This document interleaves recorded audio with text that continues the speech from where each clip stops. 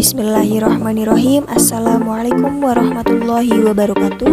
Kami dari kelompok 1 yang terdiri dari Abdul Muiz, Krisan Ajeng Banjaran, Rizky Ramadan, dan yang terakhir saya sendiri, Sylvia Kurotul Aini. Baik, di sini kami akan menjelaskan tentang hakikat pendidikan kewarganegaraan dalam mengembangkan kemampuan utuh sarjana atau profesional. A. Konsep dan urgensi pendidikan kewarganegaraan dalam pencerdasan kehidupan bangsa. Konsep warga negara yang biasa kita sebut dengan citizen dalam arti negara modern atau negara kebangsaan dikenal sejak adanya perjanjian Westphalia pada tahun 1648 di Eropa sebagai kesepakatan mengakhiri perang selama 30 tahun di Eropa. Aristoteles mengartikan warga negara sebagai orang yang secara aktif ikut ambil bagian dalam kegiatan hidup bernegara, yaitu orang yang bisa berperan sebagai yang memerintah. Di Indonesia, istilah warga negara adalah terjemahan dari istilah bahasa Belanda atau Stadsburger. Selain itu, Stadsburger dalam bahasa Belanda dikenal pula istilah onderdan. Menurut Soeto Parwiro, 1996, istilah onderdan tidak sama dengan warga negara, melainkan bersifat semi warga negara atau kaula negara. Munculnya istilah ini tersebut karena Indonesia memiliki budaya kerajaan yang bersifat feodal sehingga dikenal istilah kaula negara.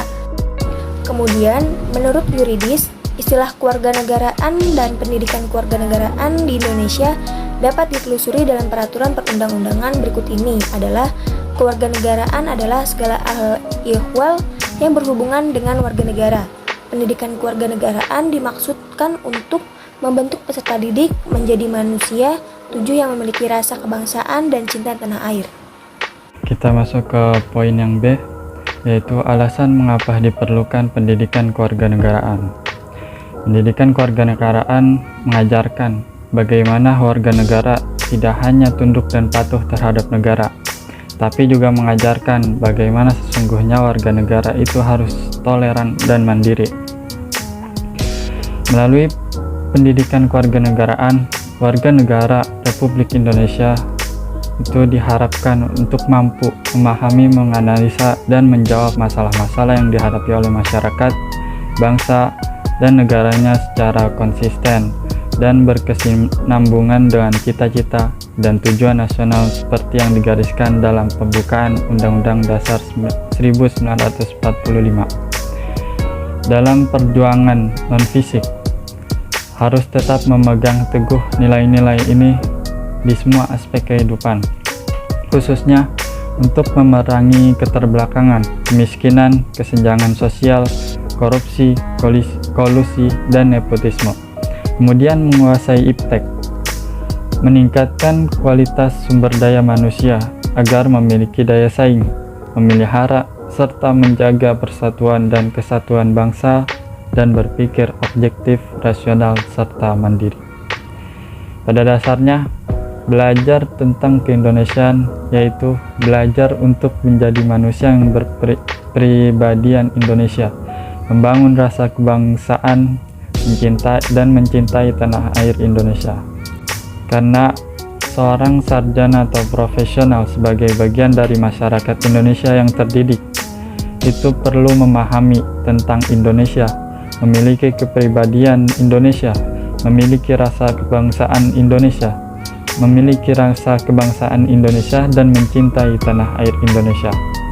Dengan begitu, menjadi warga negara yang baik dan terdidik dalam kehidupan masyarakat, bangsa, dan negara yang demokratis. Kemudian tujuan pendidikan kewarganegaraan adalah mewujudkan warga negara sadar bela diri yang berlandaskan pemahaman politik, kebangsaan, dan kepekaan mengembangkan jati diri dan moral bangsa dalam kehidupan bangsa. Mahasiswa adalah bibit unggul bangsa yang dimana pada masanya nanti bibit ini akan melahirkan pemimpin dunia.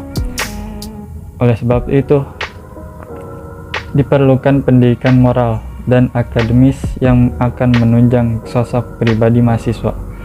Kepribadian mahasiswa akan tumbuh seiring dengan waktu dan mengalami proses pembenahan, pembekalan, penentuan, dan akhirnya memutuskan prinsip diri.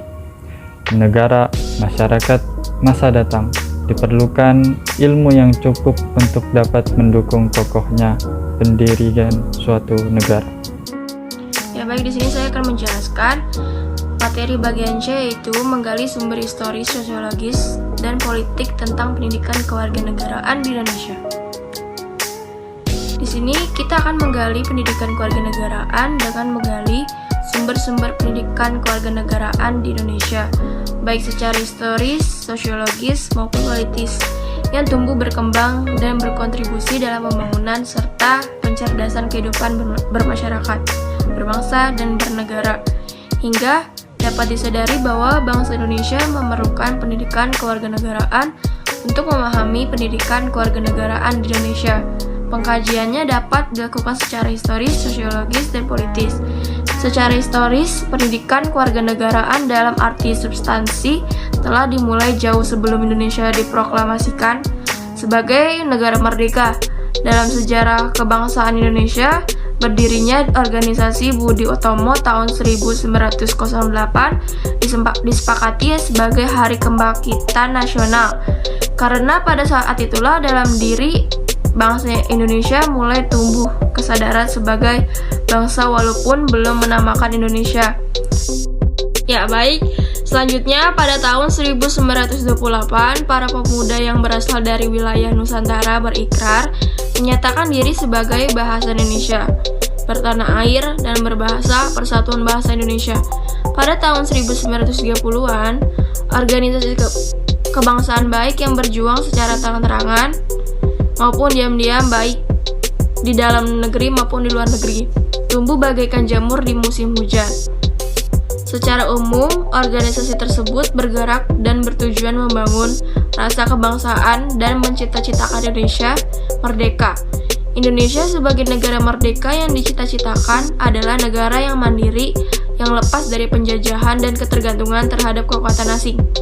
Inilah cita-cita yang dapat dikaji dari karya para pendiri negara bangsa, Soekarno dan Hatta. Akhirnya Indonesia ini merdeka setelah melalui perjuangan panjang, pengorbanan jiwa dan raga. Pada tanggal 17 Agustus 1945, Soekarno dan Hatta atas nama bangsa Indonesia menyatakan kemerdekaan Indonesia. Ini saya akan menjelaskan tentang membangun argumentasi tentang dinamika dan tantangan pendidikan kewarganegaraan. Suatu kenyataan bahwa pendidikan kewarganegaraan mengalami beberapa kali perubahan, baik tujuan, substansi materi, metode pembelajaran, orientasi, bahkan sistem evaluasi. Seperti pada masa Orde Lama, pendidikan kewarganegaraan mengajarkan tentang warga negara yang baik adalah warga negara yang berjiwa revolusioner, anti-imperialisme, kolonialisme, dan neokolonialisme. Pada masa Orde Baru, warga negara yang baik adalah warga negara yang berjiwa Pancasialis, sebagai pembangun dan sebagainya. Pendidikan kewarganegaraan sebagai salah satu materi agar pendidikan karakter memiliki peran penting dalam membangun kepribadian masyarakat. Ada 3 komponen utama pendidikan kewarganegaraan, yaitu pengetahuan kewarganegaraan atau civic knowledge, keterampilan kewarganegaraan atau civic skill, dan sikap kewarganegaraan atau civic disposition. Lalu ada esensi dan urgensi pendidikan kewarganegaraan untuk masa depan.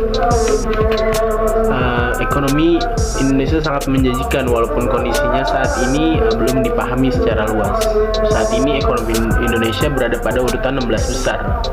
Pada tahun 2030 ekonomi Indonesia akan berada pada urutan 7 besar dunia. Saat ini jumlah konsumen sebanyak 45 juta dan jumlah penduduk produktif sebanyak 53%. Pada tahun 2030 jumlah konsumen akan meningkat menjadi 135 juta dan jumlah penduduk produktif akan meningkat menjadi 71%. Nasib sebuah bangsa tidak ditentukan oleh bangsa lain, melainkan sangat tergantung pada bangsa sendiri. Apakah Indonesia akan berjaya menjadi negara yang adil dan makmur di masa depan? Indonesia akan menjadi bangsa yang bermartabat dan dihormati oleh bangsa lain. Semuanya sangat tergantung pada bangsa Indonesia. Demikian pula untuk masa depan PKI sangat ditentukan oleh eksistensi, konstitusi negara dan bangsa Indonesia.